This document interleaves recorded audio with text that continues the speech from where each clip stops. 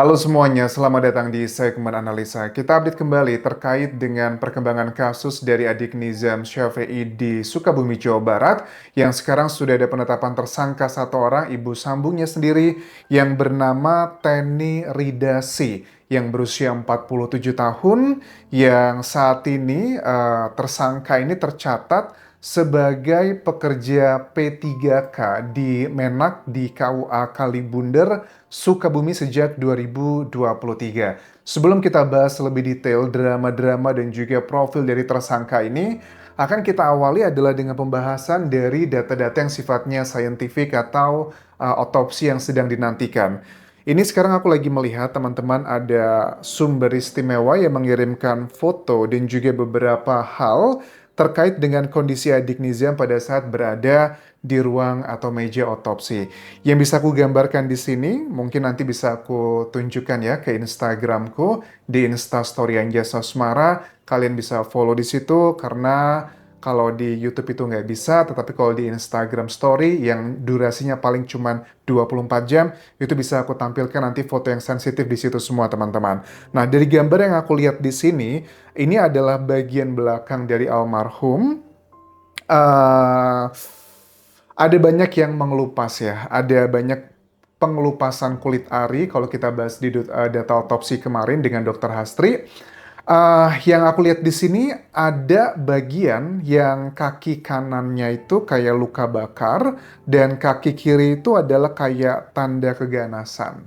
Maksudnya gimana dengan dua data dari kedua kaki korban ini? Karena ini menjadi bagian yang penting karena dari persidangan nanti untuk menunjukkan apa yang dilakukan tersangka sebenarnya kepada korban ini juga nggak butuh pengakuan tapi juga ditunjang dengan alat-alat bukti yang kuat. Salah satu isu yang muncul yang dipertanyakan dari masyarakat, almarhum adik Nizam ini kan usianya sudah hampir kurang lebih 13 tahun ya, antara 12 sampai 13 tahun, badannya juga bagus, besar. Artinya apakah tidak mungkin dia melakukan perlawanan, apalagi kan mohon maaf seorang perempuan. Nah, ini menjadi kecurigaan. Apakah mungkin pelakunya bukan cuma satu orang, tetapi ada sosok-sosok yang lain?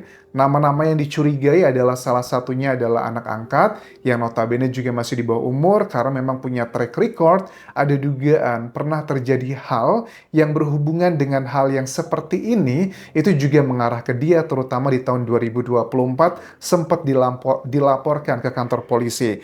Nah, kalau aku amati teman-teman dari kaki kanan yang luka bakar kesannya ini sepertinya adalah indikasi memang ada orang luar yang melakukan hal sedemikian rupa. Ini aku jujur pernah punya pengalaman ya. Waktu aku dulu di Lampung, aku punya tempat makan, warung kecil. Keponakanku itu nggak sengaja kesiram dengan air, yang airnya tuh mendidih banget. Dulu namanya kuah pindang lah di Lampung. Kurang lebih mirip banget seperti ini. Ini adalah yang di bagian sebelah kanan. Tetapi kalau yang sebagian sebelah kiri, ini tipikalnya, ini juga mirip pada saat ada kejadian yang mohon maaf kayak terjatuh atau ada benda tumpul yang menghantam ke situ. Jadi dari dua kejadian ini, dua bagian ini treatmentnya sepertinya berbeda. Yang satu dugaannya adalah karena air panas, yang satu adalah karena mungkin dengan hantaman yang kayu ataupun sejenisnya. Ini juga menjadi salah satu petunjuk nanti data yang tak terbantahkan. Karena kalau dari Teni Ridasi, ibu sambung yang sekarang sudah menjadi tersangka, dia kan membantah dengan tegas ya di video yang viral bahwa ente gitu ya, saya nggak ngapa-ngapain, ini luka-lukanya lebam-lebam dan juga melepuh ini karena efek dia sakit panas. Kan kita juga nggak selugu-lugu itu ya, apalagi sekarang dokter pun sudah mengatakan bahwa dokter yang merawat adik Nizam di rumah sakit tersebut indikasinya bukan karena sakit panas tetapi karena ada indikasi penyakit dan juga ada indikasi kekerasan tersebut. Oke, itu adalah bagian yang pertama aku lihat di foto ini.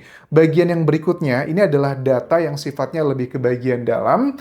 Ada dugaan cairan di jantung, paru, ginjal itu sangat keruh sekali. Apa nih yang menyebabkan kok sampai sebegitu keruhnya? Di paru-paru. Apakah karena mungkin ini adalah seperti pengakuan adik Nizam, yang di video viral dugaannya adalah karena air panas. Lantas bagaimana dengan mulutnya dong? Aku membayangkan gitu, bagaimana mengkonsumsi air panas tersebut kalau bibirnya tidak ada hal yang mengindikasikan ke sana. Apakah dipaksa dengan cara sedemikian rupa atau yang seperti apa? Ini menjadi salah satu penasaran kita, pertanyaan juga. Nah, juga ada temuan terkait dengan dugaannya organ hati dari adik Nizam itu menguning. Yang ini mengindikasikan adalah tanda sakit parah. Nah, apakah ini sepertinya kayak adik Nizam itu mengalami dua hal. Memang almarhum lagi sakit, tetapi mendapatkan perlakuan bukannya diobati, disayangi, disembuhin, tapi malah mendapatkan perlakuan yang tidak pantas seperti itu. Artinya double gitu loh, lagi sakit, tapi malah dibegitukan. Dugaannya oleh ibu sambungnya. Kalau organ hati menguning, secara knowledge umum saja, aku search di sini bahwa hati menguning, penyakit kuning atau jaundice disebabkan oleh penumpukan bilirubin dalam darah akibat gangguan hati, kerusakan sel darah merah, atau penyumbatan empedu. Penyebab utama meliputi hepatitis virus, sirosis, konsumsi alkohol berlebih, batu empedu, kanker hati, pankreas, dan efek samping obat tertentu. Ada banyaklah kemungkinan-kemungkinannya, tetapi kalau kita lihat dari usia adik Nizam yang kurang lebih adalah 13 tahun, apakah mungkin ini berhubungan dengan hepatitis virus? Karena kan mohon maaf, adik Nizam setahun terakhir juga tinggalnya di pondok pesantren. Ini kan mohon maaf ya, tidak bermaksud mendiskreditkan, cuma menjadi salah satu bagian analisa. Banyak masyarakat yang menilai sebagian di pondok pesantren itu kesehatannya kurang terjaga. Dengan segala hormat, tidak bermaksud untuk merendahkan. Cuman di pondok pesantren memang kadang itu ada yang kena tengula atau kena penyakit yang hal-hal berhubungan dengan kebersihan. Ini juga menjadi salah satu yang dari awal juga kita udah curiga nih. Karena kan setahun terakhir, 7 bulan atau 8 bulan, adik Nizam itu sudah tinggalnya di pondok pesantren. Apakah mohon maaf, ada penyakit yang berhubungan dengan kebersihan seperti hepatitis juga salah satunya juga mengarah ke sana? Apakah itu yang menjadi salah satu alasan adik Nizam juga badannya semakin memburuk? Terlepas adanya dugaan perlakuan tidak pantas oleh orang sekitarnya. Terus juga kalau kayak minuman alkohol sepertinya tidak ya, karena kan dengan latar belakang yang masih muda seperti itu, lingkungan juga sangat baik, I don't think so itu mengarah ke sana, atau bahkan masalah efek samping obat tertentu. Nah, ini juga menjadi salah satu petunjuk nantinya ya, karena kan takutnya kalau aku tangkep ini kita masih bingung sebenarnya. Apakah adik Nizam itu dibawa ke rumah sakit pada saat hari Rabu, hari Kamisnya 19 Februari 2026, which is itu adalah hari kepulangannya adik Nizam, sudah nggak ada lagi di dunia ini, atau beberapa hari sebelumnya. Kalau artinya seandainya ya teman-teman, adik Nizam itu dibawa di hari Kamis, tanggal 19 Februari, dan juga hari itu adik Nizam berpulang, artinya sempat dilakukan perawatan dengan keluarga di rumahnya sendiri. Takutnya dengan inisiatif mereka sendiri ngasih obat-obatan tertentu yang berefek kepada semakin parah. Karena kan juga ada keterangan dari sang ayah yang mengatakan bahwa saya awalnya pengen ngasih salep sendiri begitu loh. Tapi kondisinya semakin parah. Kita nggak tahu apakah sudah dikasih atau belum. Dan ini menjadi salah satu petunjuk nanti dalam otopsi kenapa kok bagiannya seperti ini, seperti itu. Apakah treatment di rumah sakit itu bukan satu-satunya tetapi ada yang sebelumnya. Atau bahkan ada dugaan yang semakin lebih serius, apakah sengaja dikasih obat tertentu agar adik Nizam berpulang. Ya, dugaannya adalah orang-orang yang mungkin sengaja nggak suka dengan adik Nizam. Bahkan laporan yang sekarang ini pun dari Lisnawati, ibu kandung, direncanakan bukan cuma laporan untuk sang mantan suami atau ayah dari adik Nizam ya, terkait dengan penelantaran ataupun juga pembiaran, tetapi juga untuk ibu sambungnya, Ibu Teni Ridasi, itu akan dilaporkan terkait dengan pasal yang berencana dan lagi disusun konstruksinya seperti apa.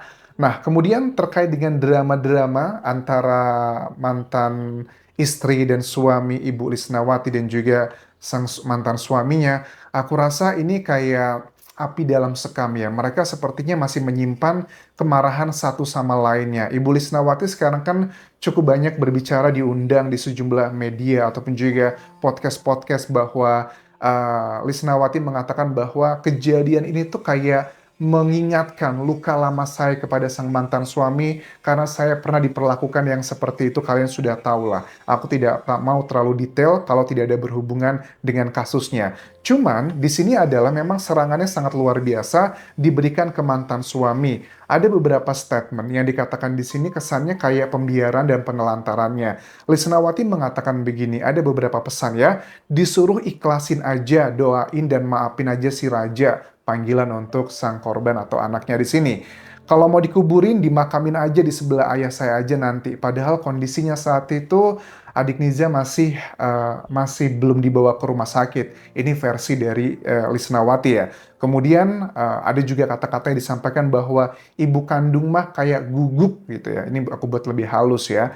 Ya, itu adalah hal yang ngebuat Ibu Lisnawati ngerasa sakit hati.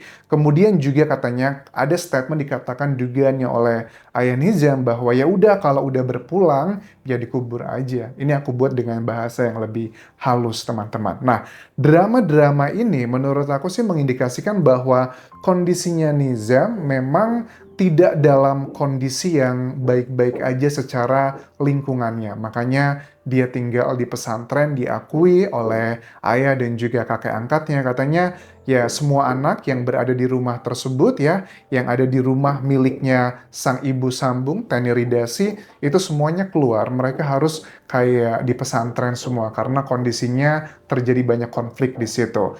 Bagaimana dengan kondisi dari rumah ibu sambung ini sendiri yang sekarang rumahnya itu kosong, teman-teman. Kalau aku lihat dari profil Ibu Teni Ridasi ini, dia tuh tinggal di rumah tersebut adalah miliknya dan juga orang tuanya ya, karena tinggal di situ juga. Tinggalnya tuh berarti ada 5 orang di sana.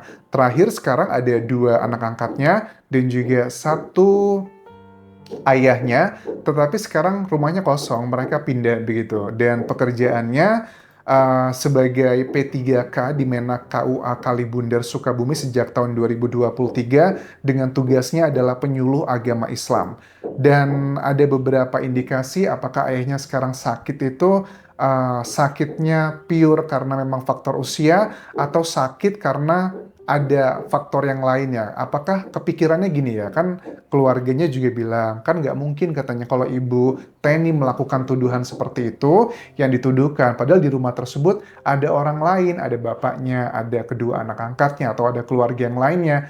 Nah, apakah bapaknya sakit juga kepikiran? Karena mungkin ada kontribusinya, dugaannya. Karena namanya orang tua kan seperti itu ya. Kalau sudah kasusnya viral, kalau dia ngerasa ada keterlibatan, mungkin juga jadi bahan pikiran atau kepikiran, ya anaknya kan jadi pembahasan di media nasional saat ini. Karena jujur yang meragukan kalau luka-luka di adik Nizam itu adalah karena dilakukan oleh seorang perempuan, satu orang saja, banyak orang yang meragukan. Karena adik Nizam ini cukup tinggi, cukup besar, usia 12-13 tahun itu sudah bisa melawan sebenarnya, tetapi apa yang ngebuat adik Nizam sampai sebegini parahnya? Aku sih meyakini teman-teman, kalau aku lihat dari berbagai sumber dengan data-data yang sudah terpublikasikan atau yang belum terpublikasikan, ada 2 kemungkinan yang sangat kuat sih sebenarnya. Pertama adalah adik Nizam itu pure berpulang karena sakit, atau yang kedua adalah karena kombinasi. Adik Nizam sakit plus juga mendapatkan perlakuan yang tidak pantas. Salah satunya dugaannya dari sang ibu sambung Teni Ridasi ini. Dan kalau memang betul itu adalah penyebabnya karena Ibu Teni juga, aku nggak yakin kalau ini dilakukan oleh satu orang. Kemungkinan besar ada orang lain yang lebih kuat secara kekuatannya. Karena perempuan kan relatif cukup lemah gitu. Dan ini menjadi salah satu petunjuk ya penyidik nanti untuk mendalami apakah Ibu Teni Ridasi hanya menjadi tersangka satu-satunya untuk kasus utamanya di adik Nizam ini, atau akan ada tersangka lainnya. Tetapi untuk kasus yang pembiaran lah, atau penelantaran lah, atau hal-hal yang lainnya, itu lebih ke masalah kayak ya penunjangnya saja. Tetapi kita harus mencari tahu setelah nanti ada rilis dari data otopsi resminya, apa penyebab kepergian adik Nizam, itu yang akan mengkonfirmasi terkait dengan keraguan masyarakat terhadap kondisi Nizam yang berpulang pada hari Kamis 19 Februari 2026 lalu. Terima kasih sudah menonton, sampai ketemu lagi di video berikutnya. Terus kita kawal kasus ini karena kita pengen melihat keadilan untuk adik Nizam Syafei yang sekarang sudah tidak bisa lagi memperjuangkan hak dan juga keadilannya, teman-teman. Sampai jumpa. Bye.